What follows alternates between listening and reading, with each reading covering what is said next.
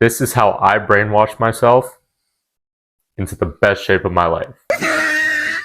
Now, have you ever looked at yourself in the mirror and thought, damn, I am so far from where I want to be? Because I was the exact same way. When I was 21 years old, I was skinny fat. I was smoking weed every day. I was anxious to take my shirt off in public. I was angry that I didn't look the way that I wanted to look. And quite honestly, I felt hopeless. Oh, boo-hoo! Let me play a sad song for you on the world's smallest violin. I used all these negative thoughts and emotions as an excuse to not do the work that I needed to do in order to become the man that I wanted to become. I'm not motivated. I'm too anxious. I'm too angry. I'm too this. I'm too that. And think about how many times you yourself have told yourself these things. And everyone tells you that negativity is a bad thing, right? But I'm here to tell you that in this particular context, it's actually a good thing, but only if you know how to use it properly. And here we go. Because every successful person that I have studied over the last 4 years has had this one thing in common. Instead of running from those negative thoughts and emotions, they use it as fuel in order to get what they want. But the issue with most of us is that we've been brainwashed by society into thinking that these thoughts and feelings are bad for us and that there's something wrong with us as a result of it. And I fully fell for this trap. You're an introvert, you're crazy, you're ADHD, you have obsessive personality disorder. All of these fucking labels, every label in the book, I was called. And I used to spend so much time and energy trying to remove these labels from myself because I thought that they meant that there was something wrong with me as a result of these labels. But I promise you, whatever label someone has tried to put on you, there is nothing wrong with you, and there is nothing wrong with those things that they say that you have. The problem comes from labeling it as something wrong and then telling yourself that there is something wrong with you as a result of those things. Because momentum can either work for you or it can work against you. Your life can either continue to get worse and worse and worse, or your life can continue to get better and better and better. But it all depends on what perspective you have on those thoughts and emotions. And my life was going wrong in every direction that you could think of back in 2020. I was 30 pounds overweight. My relationship was falling apart. I was doing drugs and drinking pretty much every single day. I was about to get kicked out of school. I ran from the cops multiple times that year. And looking back, I had no real friends at that time either. This is serious. And I continued down this downward spiral of negativity and degeneracy until I hit what I would classify as my rock bottom, which was when I broke my foot in August of 2021. Because I couldn't walk, I couldn't drive. All I did all day was just smoke weed and play video games. And I remember one night in particular, I hobbled into the bathroom on my crutches to take a shower. And I remember looking myself in the mirror and thinking to myself, if I didn't wake up tomorrow, I'd be cool with that. I was letting all of my thoughts and feelings dominate me, control me, manipulate me into thinking that I didn't have a reason to live anymore, instead of learning how to use those thoughts and feelings as weapons to my advantage so I could build the body that I always wanted. And I remember being so angry with myself that I let my life get this bad. And I made a commitment to myself right then and there from that day forward that I was going to get into the best shape of my life.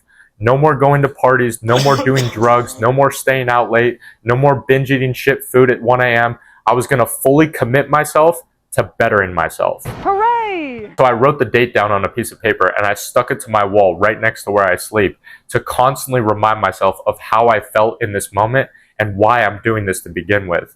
And then I proceeded to cut off all of my friends and get to work. I decided to dedicate myself to becoming the version of myself that I always wanted to be ever since I was a little kid. Jacked and rich was always my answer, so I decided to rededicate myself to that vision that I had ever since I was a little kid. Smooth criminal. But I knew the only way that I was going to be able to do this was to start with my mind. I had to reverse engineer all of the garbage that had been put into my head ever since I was a little kid, from society, my teachers, my friends, and even my parents, that I knew deep down wasn't right for me and who I wanted to become. So now that you have some context behind my story and how I've gotten to where I am today, I want to share with you the 3 ways that I was able to brainwash myself into the best shape of my life. So first, I want you to answer this question. When was the last time that you asked yourself one of the following questions?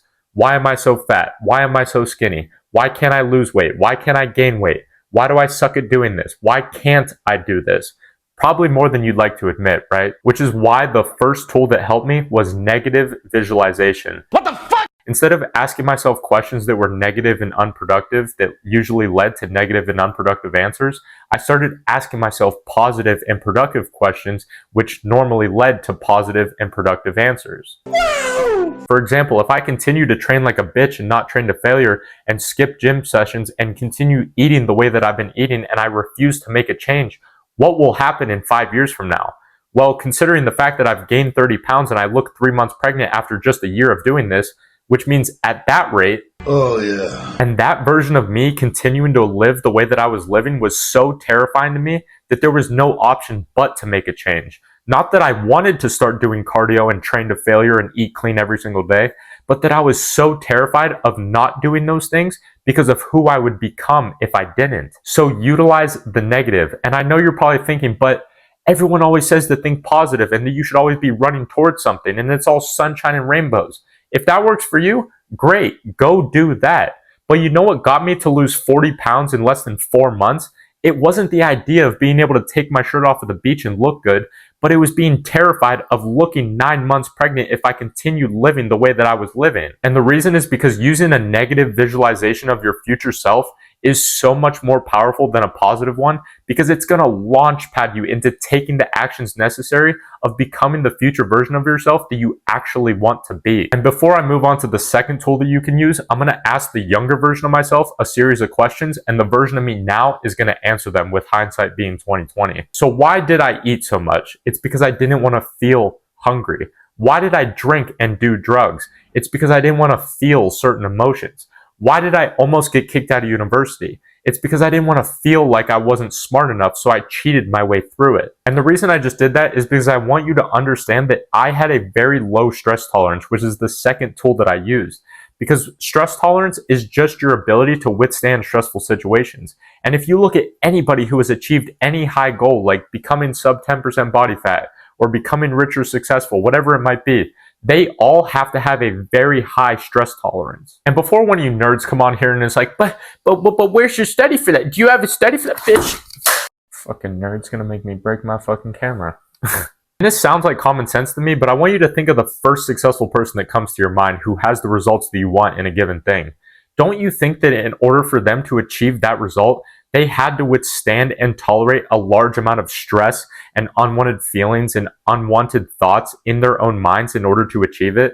And the reason that all of us sitting here right now haven't achieved the things that we wanted to achieve yet is because we have low stress tolerance in the areas that will give us that result. But the thing about these feelings is that the more that you lean into them, the less that they will control you and the more that you can control them and use them to your advantage. So here is 2 simple things that I do to increase my stress tolerance that you can literally do right now as you're watching this video. One is to accept it. Instead of running from these feelings of stress and anger and anxiety and depression or whatever it might be, accept the fact that you're feeling that emotion and use it as fuel in order to take the actions necessary and do the things that you know that you need to do that will get you closer to what you want and who you want to become. And number 2, give yourself a mental cue for when a situation like this pops up where you're feeling this type of way. Now, this isn't affirmations or any shit like that because in my opinion, there's no point in saying, I'm a millionaire, I'm a millionaire, I'm a millionaire if you're broke living in your fucking parents' basement. But what you can say instead is that I may feel hungry or anxious or angry or depressed, but I can become the person that I want to become if I work hard enough and I do all of the right things with enough consistency, which is a brutal fact. It is a realistic statement that basically says, I can do it if I want it bad enough and I'm willing to do what it takes in order to get there. And last but not least, the third tool that I used to brainwash myself into the best shape of my life was proving my brain wrong. I spent the majority of my life thinking that my thoughts were real. My thoughts were good for me. My thoughts meant something. But I realized that that's simply not true. Your thoughts are not facts. And more importantly, your emotions are not commands for you to immediately go and do something to relieve yourself from that emotion that you don't want to feel. Think about how many times your brain has told you some shit like, I'm hungry, and if we don't eat, we're gonna die. Or, I'm sore, I can't work out today or else we're gonna die. But the truth is, all of our brains are wired like that. And if you only take one thing away from this video, it is the following statement. So listen very closely. You need to break the link between your feelings and your actions. Because most of the time, we think that since we feel so strongly about something like hunger or soreness or tiredness, that it must mean something. But what if it doesn't? So ask yourself the following 3 questions when a situation comes up like this, where you have a strong emotion about something and the thoughts in your mind are racing and you just don't know what to do. Number 1, is it even true? So say, for example, the thought in your mind is, I'm so fat, I can't lose this weight. Is that thought actually and absolutely true? No, right? Because you haven't tried everything. And if you wanted it truly bad enough and you did all of the right things for a long enough time frame, you would have lost the weight by now. So if it's not absolutely true, then ask yourself, how does this thought make me feel? When you think to yourself that you can never lose weight, how does that make you feel? Hopeless, discouraged, frustrated, depressed. So is that a productive thought for you to have? No, right? And so if the thought isn't absolutely true and the thought isn't productive to get you to where you want to go, then ask yourself, what would it be like if I didn't believe this thought? If I didn't believe that losing weight was impossible for me, I might actually try harder. I might actually go do my cardio. I might actually stick with my diet because I wouldn't feel like I was just going down a dead end road that leads to nowhere. Pretend you're a lawyer and you're building a case against yourself to why these thoughts are not true, because then you'll have stronger reasons to convince yourself of the new thoughts and the new belief systems that will lead you to the life that you want to live and building the body that you've always wanted, instead of ones that are just going to keep you stuck in the same place and looking the same year after year.